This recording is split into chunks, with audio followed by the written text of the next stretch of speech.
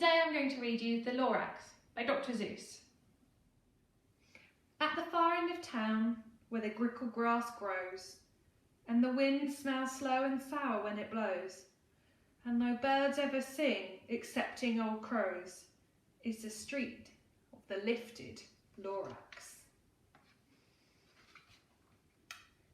And deep in the grickle grass, some people say if you look deep enough you can still see today where the Lorax once stood, just as long as it could before somebody lifted the Lorax away. What was the Lorax, and why was it there? And why was it lifted and taken somewhere from the far end of town where the grickle grass grows? The old onceler still lives here. Ask him, he knows.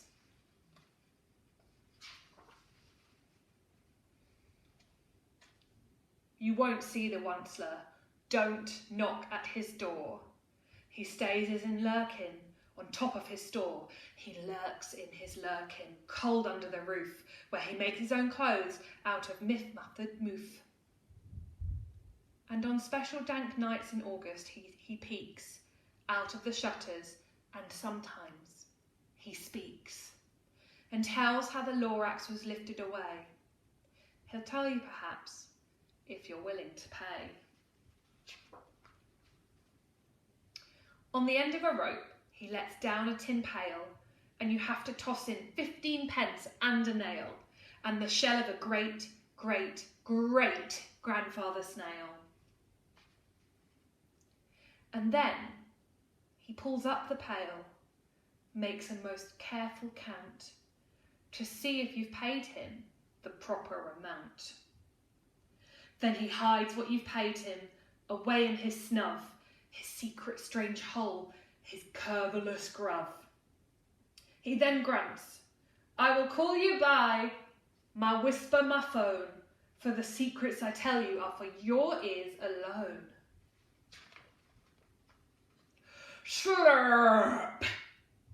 Down slurps the whisper, my phone, to your ear, and the old onceler's whispers, I'm not very clear. Since they have to come down through a snurgly hose, and he sounds as if he had smallish bees up his nose. Now I'll tell you, he says, with his teeth sounding grey, how the Lorax got lifted and taken away. It all started way back, such a long, long time back. Way back in the days, where the grass was still green, the ponds were still wet, and the clouds were still clean. And the song of the swoony swans rang out in space. One morning I came to this glorious place, and I first saw the trees, the trifula trees, the bright-coloured tufts of the trifula trees, mile after mile in the fresh morning breeze.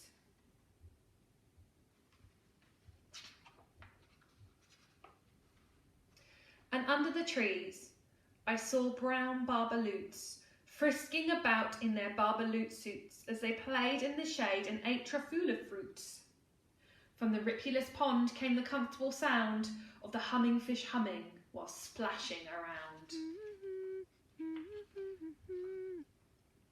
But those trees, those trifula trees, all my life I've been searching for trees such as these.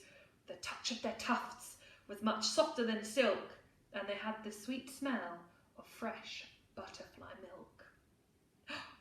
I felt a great leaping of joy in my heart. I knew just what I'd do. I unloaded my cart. In no time at all, I had built a small shop.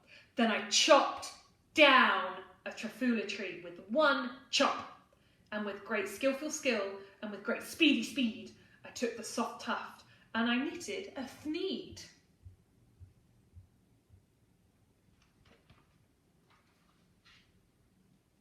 The instant I finished, I heard a gazoop. I looked. I saw something pop out of the stump of the tree I chopped down. It was a sort of man. Describe him. That's hard, I don't know if I can. He was shortish and oddish and brownish and mossy. He spoke with a voice that was sharpish and bossy.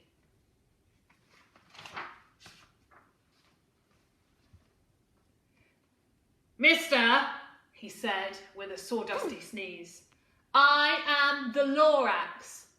I speak for the trees. I speak for the trees have no tongues, and I'm asking you, sir, at the top of my lungs. He was very upset as he shouted and puffed. What's that thing you've made out of my trafula tuft? Look, Lorax, I said, there's no cause for alarm. I've chopped just one tree. I'm doing no harm. I'm being quite useful. This thing is a thneed. A thneed's a fine something that all people need. It's a shirt, it's a sock, it's a glove, it's a hat. But it has other uses. Yes, far beyond that. You can use it for carpets, for pillows, for sheets, or curtains, or covers, for bicycle seats. Though Lorax said, Sir, you're crazy with greed. There is no one on earth who would buy that full thneed. But the very next minute, I proved him wrong. For just that minute, a chap came along. And he thought that the thneed I had knitted was great. He happily bought it for $30.98. I laughed at the Lorax. You poor stupid guy. You never can tell what some people will buy. I repeat, cried the Lorax, I speak for the trees. I'm busy, I told him. Shut up if you please. I rushed across the room and in no time at all built a radio phone. I put in a quick call. I called my brothers and uncles and aunts and said, listen here, here's a wonderful chance for the whole Wunsler family to get mighty rich. Get over here fast, take the road to North Nitch, turn left at the Weehawken, sharp straight at South Stitch. And in no time at all, in the factory I built, the whole Wunsler family was working full tilt. We were all knitting thneeds, just as busy as beads, to the sound of the chopping of the trafula trees. Then, oh baby, oh, how my business did grow. Now chopping one tree at a time was too slow. So I quickly invented my super axe hacker, which whacked off 4 trafula trees at one smacker. We were making thneeds 4 times as fast as before, and the Lorax, he didn't show up anymore. By the next week, he knocked on my new office door. He snapped, I'm the Lorax who speaks for the trees, which you seem to be chopping down as fast as you please. But I'm also in charge of the brown Barbaloots, who played in the shade in their Barbaloot suits and lived happily, eating trafula fruits. Now, thanks to your hacking my trees to the ground, there's not enough trafula fruit to go round, and my poor Barbaloots are getting the crummies because they have gas and no food in their tummies. They loved living here, but I can't let them stay. They'll have to find food, and I hope that they may. Good luck, boys, he cried, and he sent them away. I, the Wunsler, felt sad as I watched them all go, but business is business, and business must grow, regardless of crummies and tummies, you know. I meant no harm. I most truly did not, but I had to grow bigger, so bigger I got. I biggered my factory, I biggered my roads, I biggered my wagons, I biggered the loads. Of the thneeds I shipped out, I was shipping them forth to the south, to the east, to the west, to the north. I went right on biggering, selling more thneeds, and I biggered my money, which everyone needs. Then again he came back. I was fixing some pipes. Then that old nuisance Lorax came back with more gripes. I am the Lorax! He coughed and whiffed. He sneezed and he snuffled. He snarled, he sniffed. Wunsler, he cried with a crofulous croak. Wunsler, you're making such a smogulous smoke. My poor swomy swans, why they can't sing a note. No one can sing who has smog in his throat. "And so," said the Lorax, "please pardon my cough. They cannot live here, so I'm sending them off." "Where will they go?" "I don't hopefully know. They may have to fly for a month or a year to escape from the smog he's smogged up around here." "What's more," snapped the Lorax, his dander was up, "let me say a few words about this gluppity-glup. Your machinery chugs on, day and night without stop, making gluppity-glup, also sloppity-slop. And what do you do with this leftover goo? I'll show you, you dirty onceland man, you. You're glupping the pond where the humming fish hummed. No more can they hum, for their gills are all gummed. So I'm sending them off. Oh, their future is dreary. They'll walk on their fins and get woefully weary, in search of some water that isn't so sneery.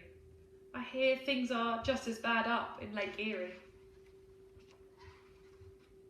And then I got mad, and I got terribly mad.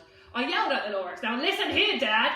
All you do is yap yap and say bad, bad, bad. Well, I have my rights, sir. I'm telling you, I intend to go on doing just what I do.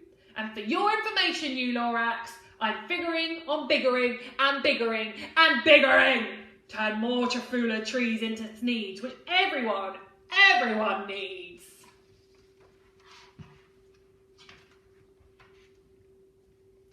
At that very moment, we heard a loud whack. From outside the fields came a sickening smack of an axe on a tree, and then we heard the tree fall. The very last Trafula tree of them all.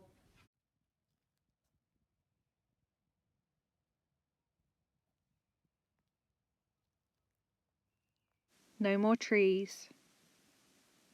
No more needs. No more work to be done. So in no time, my uncles and aunts, everyone, all waved goodbye. They jumped into my cars and drove away under the smoke-smuggered stars.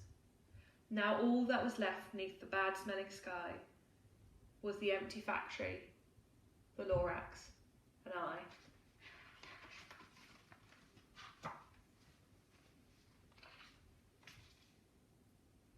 The Lorax said nothing and just gave me a glance. Just gave me a very sad, sad backward glance as he lifted himself by the seat of his pants, and I'll never forget the grim look on his face when he hoisted himself and took leave of this place through a hole in the smog without leaving a trace. And all that the Lorax left here in this mess was a small pile of rocks with one word: unless. Whatever that meant, well, I just couldn't guess. That was long, long ago, but each day since that day, I've sat here and worried away. Through the years while my buildings have fallen apart, I've worried about it with all my heart. But now, says the Onceler, now that you're here, the word of the Lorax seems perfectly clear. Unless someone like you cares a whole awful lot, nothing is going to get better. It's not.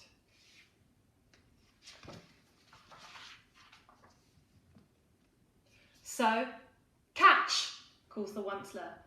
He lets something fall. It's a Trafula seed. It's the last one of all. You're in charge of the last of the Trafula seeds, and Trafula trees are what everyone needs. Plant a new Trafula, treat it with care, give it clean water, and feed it fresh air. Grow a forest, protect it from the axe's hack. Then the Lorax and all his friends may come back.